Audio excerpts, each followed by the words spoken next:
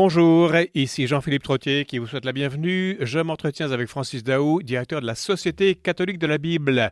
Il s'attarde à la notion de paradoxe dont les exemples fourmillent dans la Bible. C'est le sujet du reste de la revue trimestrielle Parabole, publiée par la Sokabi même. Mais tout d'abord, Christiane Sigouin-Blanchette, ancienne enseignante qui a œuvré en pastoral pendant longtemps, nous parle de sa passion pour les crèches et les scènes de la nativité.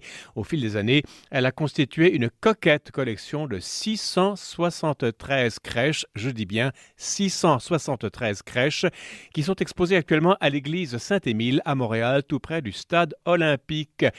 Christiane Sigouin-Blanchette, bonjour. Oui, bonjour. J'ai bien dit 673, j'ai bien lu que c'était ça, 673 crèches? Eh bien, depuis, le chiffre a augmenté. Nous sommes rendus à 685. Vous en accumulez combien par semaine? Il ne fallait pas que j'aille à l'oratoire la semaine dernière. Alors, au musée, j'en ai ramassé quelques-unes que je n'avais pas, parce qu'il faut que je me rappelle qu'il n'y a pas de doublons. Elles sont toutes différentes et elles sont toutes sous un même toit. Alors, c'est ça qui en fait la particularité, si on veut. Oui. Et les gens sont vraiment ébahis là, quand ils rentrent et ils voient ça. Ils découvrent aussi notre belle église Saint-Émile. Sur la rue Sherbrooke, il n'y en a pas beaucoup. Hein? En allant vers le stade, c'est ça, près du stade olympique? On est à quelques rues de Pineuf. Finalement, nous sommes vis-à-vis le boulevard Saint-Michel, qui change de nom entre Rachel et Sherbrooke. Nous sommes directement au coin de la rue Sherbrooke. Parfait. Quelques mots sur vous, Christiane Sigouin-Blanchette, d'abord, pour voir qui nous parle. Vous avez donc œuvré en pastoral pendant 23 ans, mais vous étiez enseignante en plus. Ça vous donne 150 ans ou quoi, tout ça? Oui, la pastorale, c'est un petit peu un accident de parcours, mais que j'ai adopté très facilement. Oui. Et effectivement, j'ai travaillé 23 ans, tant en milieu scolaire, en pastoral scolaire et à la paroisse. Oui. Après avoir reçu une invitation de ma bonne amie Françoise Barré-Roy, qui venait de recevoir une nomination au diocèse. Elle m'a demandé tout simplement, puisque j'étais enseignante et j'étais en pause parce que j'étais à élever mes enfants, elle m'a dit, pourquoi est-ce que tu ne finirais pas mon année scolaire? C'est tout ce que je te demande. Oui. Et je me suis sentie en pastoral scolaire comme si j'entrais à la maison. J'étais tellement bien que j'y suis restée pendant 23 ans. Mm-hmm. Oui, continuez. Oui, juste pour vous dire que on sait que le service de pastoral scolaire a été terminé, si on veut, en 2002. Et moi, je m'en retournais enseigner l'anglais langue seconde au secondaire. Et puis, mon curé de l'époque, Serge Laverdure, un rédemptoriste, m'a dit, il cherche une agente de pastoral au Patro Le Prévost sur Christophe Colomb. Je te verrai là. Je suis allée postuler et j'ai commencé tout de suite après. Et c'est ce qui a fait que j'ai été 23 ans jusqu'à ma retraite en pastoral scolaire, que j'ai adoré. Il y a une grande soif chez nos jeunes. Hein, oui. On s'en doute un petit peu. Christiane Sigouin-Blanchette, vous êtes abitibienne, vous êtes donc née en Abitibi. Paraît-il que vous êtes née la nuit de Noël en plus, donc votre passion pour la crèche, elle est expliquée déjà par le calendrier. Déjà, oui, effectivement, un 24 décembre, après souper, nous sommes entrés à l'hôpital à Rouyn-Noranda et le médecin qui a reçu ma mère était très fâché. Il a dit, Madame, si vous pensez que vous allez me faire manquer ma messe de minuit, je provoque sur le champ. Et je suis arrivée vers 22 heures. Il n'a pas manqué sa messe de minuit. Mais depuis ce temps-là, Noël a toujours été tellement spécial pour moi. J'ai un amour infini de tout ce qui est Noël, spécialement de l'enfant Jésus. Pourquoi? Je ne sais pas. Il est venu au monde. On s'entend qu'on célèbre sa fête le 25 décembre, si on veut, mais j'ai toujours aimé la crèche. Elle a toujours été présente chez nous. Nous étions une famille de catholiques pratiquants. Et très difficile pour moi d'ouvrir un livre sans y trouver une prière glissée. Vous comprenez le genre de famille? Nous avons toujours été impliqués beaucoup à la paroisse Saint-Émile. J'y suis depuis 67 ans, c'est pas rien. Quoi? 67 ans à la paroisse Saint-Émile? C'est au 33 Sherbrooke-Est. J'ai trouvé l'adresse. Nous étions là à l'ouverture. Mon père a fait la comptabilité, ma sœur a pris la relève. Moi, j'étais avec le comité de liturgie, maman les bazars. On a toujours été là. Et c'est peut-être ça qui a fait qu'on m'a permis de mettre ma collection là. Alors, dites-moi une chose, Christiane Sigouin-Blanchette. On rentre dans le vif du sujet, si vous voulez bien. Oui. Bon, vous avez toujours aimé les crèches, les scènes de Oui. nativité, je comprends très bien tout ça. Comment est-ce que on arrive à 685 crèches qu'on peut voir gratuitement? On verra les modalités par la suite. Mais Oui.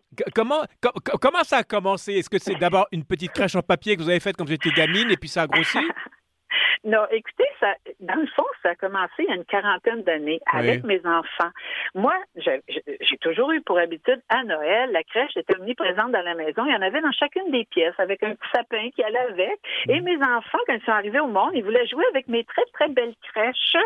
Et je me suis dit, non, on va leur en acheter à eux. Et là, tranquillement, pas vite, à chaque année, on rentrait de nouvelles crèches. Ils jouaient avec les leurs. Moi, je continuais avec les miennes. Et comme ça, on est passé de 20 à 30 à 40 et ainsi de suite. Ma première exposition de tout à l'église Saint-Esprit de Rosemont, parce qu'il y avait notre curé Pierre Rivard à l'époque, qui m'avait permis de mettre 142 crèches dans l'église même, à Saint-Esprit. Et les gens répondaient très bien. Avant les messes, ils allaient faire le tour. Je trouvais ça génial. Là, j'ai continué d'en accumuler avec le temps et j'avais cessé d'exposer à Saint-Esprit, mais lorsque j'ai pris ma retraite du Patro Le Prévost, j'avais accumulé, je suis une collectionneuse invétérée, en particulier de choses, de symboles religieux. J'ai une collection de croix, plus de 300 chapelets, tout ce que vous voudrez, des anges, des arches de Noé, des phares, la lumière dans la nuit, la lumière sur nos pas, les poupées du monde, et tout ça, j'avais ça, et qu'est-ce que je fais? Alors, je suis allée voir mon ami Pierre et j'ai dit, est-ce que je mets tout ça dans des boîtes? Ça ne rentre pas dans mon sous-sol, y compris mes crèches. Est-ce que je m'en vais porter ça dans un organisme de bienfaisance? Il dit non, tu m'apportes ça à Saint-Esprit. Alors, les crèches, puisque j'en avais tellement, ça n'entrait pas à Saint-Esprit. Cependant, toutes les autres collections, elles sont sur place et à chaque année, au temps fort de l'Église, j'ai des grands présentoirs qui sont mis à ma disposition. Si vous venez à Saint-Esprit de Rosemont, Masson et 5e, vous allez voir des symboles religieux. Attendez, Christiane Sigouin-Blanchet, je ne comprends pas. Vous me parlez de l'église Saint-Émile, mais vous parlez également de Saint-Esprit de Rosemont. Je confonds les deux, là. Écoutez, c'est que l'Église Saint-Esprit de Rosemont est notre paroisse maîtresse. Et depuis qu'il y a eu les unités pastorales, Saint-Émile s'est jointe à Saint-Esprit. Alors, toutes mes expositions, elles sont faites à Saint-Esprit, sauf les crèches, parce que c'est à Saint-Émile qu'il y avait le plus de place. Elles sont tout le tour de l'église de façon permanente. Donc, ceux qui viennent à la messe le dimanche à 9h30 en juillet pourraient les voir. Mais pardonnez-moi, mais je vous interromps, excusez-moi. Mais alors, ça veut dire que les deux églises sont assez voisines. Si on veut voir vos crèches, on peut aussi aller voir vos autres objets? Tout à fait, exactement.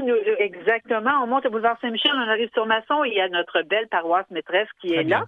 Mais Saint-Émile, comme je vous dis, ma famille, nous avons toujours été là et Monsieur le curé Rivard m'a permis de mettre cette collection-là. Et j'y suis depuis 2019. J'ai pris ma retraite en 2018, j'ai monté ça. Et depuis 2019, on accueille tout le mois de décembre, je me consacre à Saint-Émile. J'accueille les samedis portes ouvertes pour tout le monde. C'est gratuit. J'accueille des groupes d'RPA sur semaine. J'accueille des groupes classes sur semaine. Et tout le monde est bienvenu à venir découvrir ma collection. Il n'y en a pas deux pareils, il y en a de tous les pays. On y arrive, Christiane Blanchette. Voilà. Mais, donc, c'est les samedis qu'on peut venir à l'église Saint-Émile, au 3333 Sherbrooke-Est, de 9h30 à 15h30. Voilà. Alors, je donne quand même le courriel, mais je le donnerai aussi en fin d'entrevue. info@st pour Saint, Esprit de Rosemont, tout petit au collet.ca. Venons-en à... Alors, vous avez 685 crèches. Est-ce que l'église est assez grande? Oui, j'ai toujours de la place. Tant que j'aurai de la place. Écoutez, là, je commence à essayer de me raisonner. Je me suis dit, peut-être, je pourrais me rendre à 701 pour pouvoir dire plus de 700 l'an prochain. Mais voyons voir. Mais vous savez, il suffit qu'on dise, je collectionne des crèches. Les gens, j'en ai une pour toi. J'en ai plus qu'une à la maison, puis elle ne sert pas. Alors, moi, j'accueille tous les enfants Jésus qu'on veut bien m'offrir, je trouverai de la place. Mais je sais que cette passion est un peu devenue une folie de ma part. Mais, vous savez, moi, j'ai lu que Sainte Thérèse de Lisieux ce qui donnait le sens à sa vie, c'était d'aimer Jésus et de le faire aimer. Puis moi, j'ai l'impression que j'essaye de faire la même chose avec mes humbles moyens, on s'entend.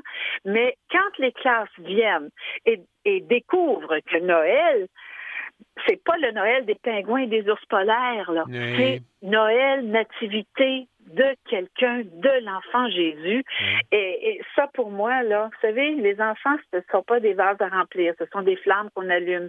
Et il y a une grande Ça joie, c'était Jacqueline Remilly qui disait ça. Oui, tout à fait. Oui, les et lénistes. moi, j'essaye d'allumer les flammes, puis je vois ça dans leurs yeux. Ils trouvent ça beau.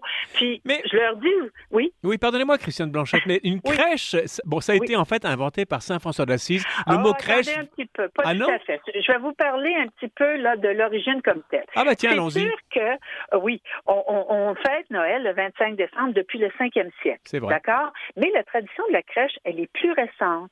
Elle a été établie au cours du 12e siècle. Oui. Donc, dans les années 1100.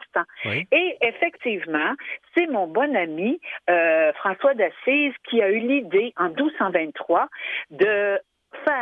d'installer pour les habitants du village de Greccio en Italie une crèche vivante. D'où est tiré le mot crèche?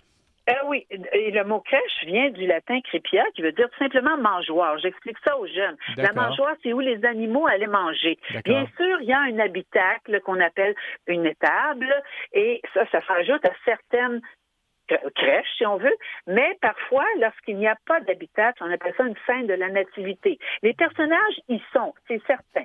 Mais vous savez que c'est au 16e siècle que les jésuites ont vraiment introduit les modèles réduits de la crèche, mais c'était seulement dans les églises et c'était notamment en Europe de l'Est, à Prague.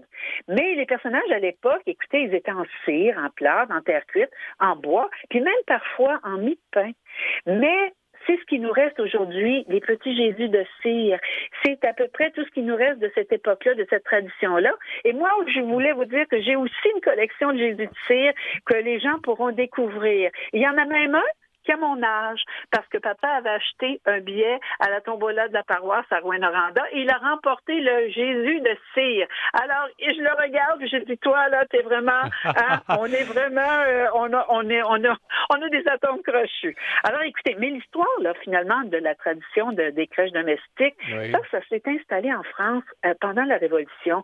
Voyez-vous, c'était interdit à l'époque de représenter des scènes religieuses en public. Oui. Puis, les croyants, il n'y avait pas d'autre choix que de fabriquer des crèches de Noël chez eux, à l'abri des regards. Puis c'est depuis ce temps-là que nous avons gardé l'habitude d'installer au sein de nos foyers la crèche à Noël. Et moi, je ne me gêne pas pour dire aux gens qu'un sapin de Noël est incomplet sans une crèche en dessous.